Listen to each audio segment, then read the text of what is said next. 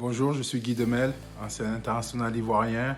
J'ai joué notamment en Bundesliga, en Première Ligue, côté de Borussia Dortmund, West Ham, Arsenal.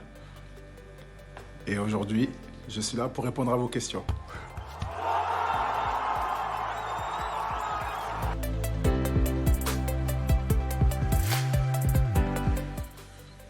Je la suis, on va dire, au centre de formation du Paris FC, puisque j'entraîne là-bas et vu les horaires de match, souvent nous sommes encore dans les bureaux, donc je la suis avec mes collègues au sein du club.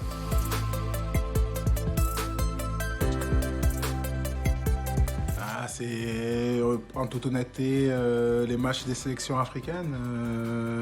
La Tunisie face à la France, ça m'a ému. Le Sénégal qui est passé aussi. Les matchs de la sélection marocaine avec Walid Regragui aussi m'ont plu et ont créé chez moi pas mal d'émotions. Et puis bon, je suis binational, donc forcément j'ai aussi suivi les matchs de l'équipe de France. Et le premier match m'avait procuré beaucoup de plaisir. C'est très dur de savoir. Sincèrement, pour moi, c'est difficile de pouvoir prédire qui va passer, ne serait-ce que le prochain tour. Parce que même les confrontations qui semblent, plus faciles pour une sélection ou une autre, elles ne sont pas encore jouées. On a eu pas mal de surprises jusqu'à présent. Je pense qu'il va en avoir. Peut-être qu'arrivé dans le dernier carré, on aura un peu plus de certitude avec des nations qui ont l'habitude de ces compétitions. Mais pour le moment, non. Non, je suis un peu largué. Celle que j'ai suivie et qui m'a marqué, c'est Italie à 90. Je ne dis pas de bêtises. Avec la Nationalmannschaft, j'avais à l'époque des posters dans ma chambre. Le gardien Illner, c'est ça. Bremen et tout ça, j'avais tout ça dans ma chambre et regardez l'histoire. J'ai fini par jouer en Allemagne pendant plus de 10 ans. Donc oui, c'était les Toto Schillaci, c'était la Coupe du Monde 90 pour moi. Voilà, j'avais 9 ans, donc je pouvais comprendre les règles. Je jouais aussi, première licence de football, etc. Donc oui.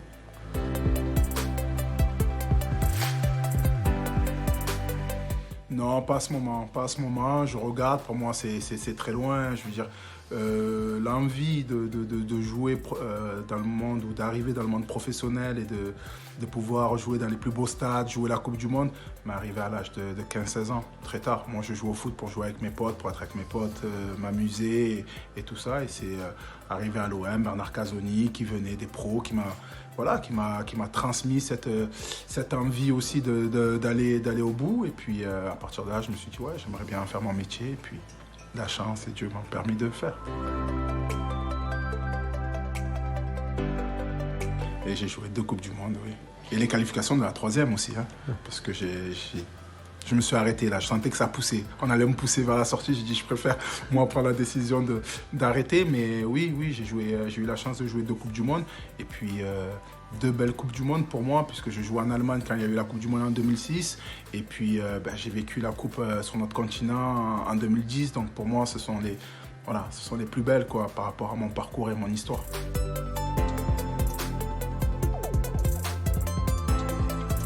C'est aussi grand et pourtant on a beau jouer des matchs de Ligue des Champions. Alors je n'ai pas joué énormément mais j'en ai joué. On a beau jouer des matchs pour le titre et tout ça, ça n'a rien à voir. La dimension d'une Coupe du Monde, c'est au-delà de tout.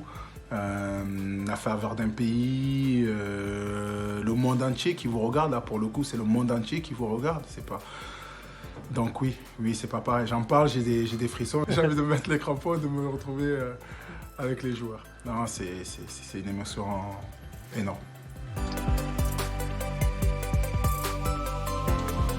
J'aurais aimé, j'ai laissé un message à mon ami, ancien coéquipier Cheikhou Kouyaté, pour le féliciter parce que je sais ce que ça demande, parce que je sais l'amour qu'ils ont donné aux Sénégalais et à toute l'Afrique en sortant des poules.